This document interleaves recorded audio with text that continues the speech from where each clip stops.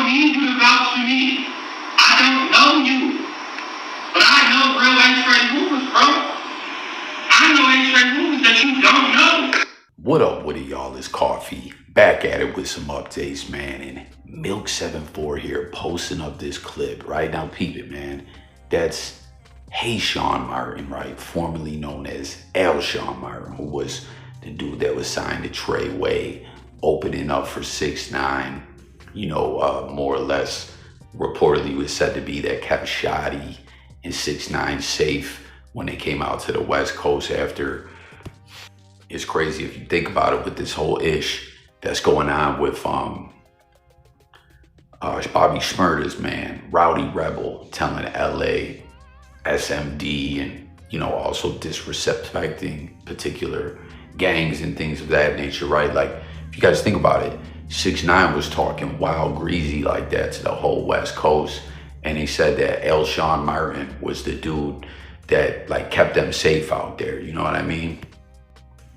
Made sure they got into LA and out of LA, you know, without getting touched. Because if you guys remember it, man, 6ix9ine was playing like this whole game of like catch me if you can. He was the master of that in a sense. We've seen a couple individuals try to do some of the ish 6ix9ine was doing, like disrespecting memorials where people had got killed and disrespecting neighborhoods and stuff like that. But he would post it when he was like, hey, I'm posting this, I'm 50 miles away from there now, but you think I'm there. So, you know what I mean? Slim 400, RIP to him. He almost caught him. He ransacked his hotel room. He found out where he was staying at or whatever, but 6ix9ine had already got out of there like he was playing these games, man. He really took the trolling ish to a new level when it came to the streets and whatnot, right? But there was a couple cats we saw do that, like that Block Boy dude. You guys remember him? Someone killed him. And there's some other ones. Comment, y'all, like tap in, hit the comments. Who else was running around that, oh, that GBO Gaston dude or whatever, he's still alive. I feel like people have caught up to him a couple times and slapped him silly or whatever. I remember there was a video that went viral of him. Someone's making him apologize about the Nipsey disrespect or whatever. But anyways, the point is like Alshawn Martin had the deal with Treyway or whatever, you know, but him and Shotty fell out, and it's fucked up in a sense. Like, he played a part in helping 6ix9ine disrespect the West Coast and get in and up out of there safely. And then it didn't even pan out for him as far as career-wise, if you think about it. Ain't that a motherfucker, man? But anyways, here he is reposting Milk, addressing that Block Monster dude, who is a dude that came home after, I think, getting juvenile life, being convicted, pleading guilty or whatever in the home invasion, robbery, whatever you want to call it, that resulted in the death of Pop Smoke. And he went on to do the No Jumper interview, and a lot of people felt a lot of ways about that interview or whatever, you know what I mean? And with all these dudes, Milk, obviously, you know, everyone is aware of where Milk's hood is, what it is when he was active or whatever. Alshawn Martin, what he reps, and that Block Monster dude or whatever, you know what I mean? Like, all their neighborhoods are related and whatnot. And that dude's getting interviews now after he bullied his way into No Jumper too. That was so crazy to me, the way that he did that, right? He just popped up at first he just started posting about No Jumper because they mentioned him in the news or something like that. Like, yo, y'all are gonna have to pay me or give me an interview or something like that. And then he got then he went down there and started taking pictures in front of where No Jumper was. And then they granted him the interview, and all the controversy spun from that interview. But it was just so crazy to me that he bullied his way into the interview and all that. But since then, he's been getting other interviews, and I'm sure y'all saw the clip, and Milk did a reaction on it where he was saying he don't know Milk or whatever. And that was a piece of Milk's reaction where he was talking about, like, you're way younger than me. There's people that know me. My lineage goes way back, and like, fuck out of here. I don't need you to vouch for me. Who the fuck are you? And then Haishawn, I was saying Haishawn and Alshawn at the same time. Haishawn Martin, formerly known as Alshawn Martin, is sharing that and saying, my boy spitting facts, talking about Milk is spitting facts. But what's wild is that's him co-signing Milk and saying like he knows of Milk being official or whatever, right? That he's from the turf or whatever. But I remember back when Milk was going at it with Whack 100, he was like saying, I don't really know this dude or anything like that. You know what I mean? And it just shows the way individuals will switch it up. Like now he's laughing at Milk, what Milk is saying, like, yeah, you're telling this thirsty clout chaser what it is. You're spitting facts, Milk, right? But when he was on the Clubhouse, you know what I'm saying, with Whack 100, like, comment, do y'all remember that? He was saying, I don't even really know this dude. And when it comes to these hoods or whatever, I'm basically from all of them. Everyone knows me, etc. You know, and like, I don't really know this dude like that. Like Milk was in no one. But now he flux with Milk. You know what I mean? It's just it's kind of interesting if you look at the way that he moved with that situation. And then also the way that he did with the 6ix9ine stuff. You know what I mean? Like 6ix9ine did this viral, catch me if you can, I'm a disrespect the fuck out of LA. Like the Rowdy Rebel-ish. Like he was saying SMD pause.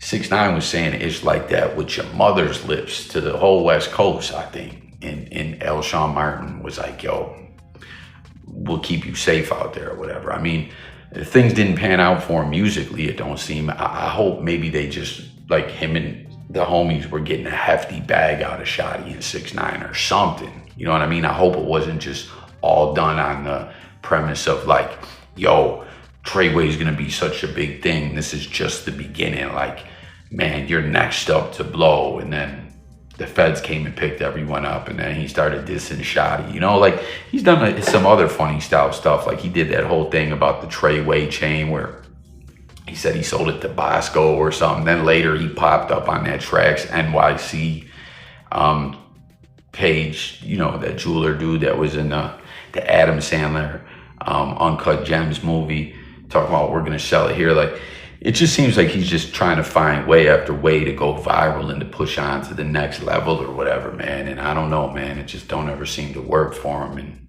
I don't know, I just found this intriguing though, to see that now, you know, before it was, I don't really know this dude, Whack, you know what I'm saying? And like, I'm that guy out there and I don't know him, to now when Milk is checking, the Block Monster dude is, yo, my boy spitting facts.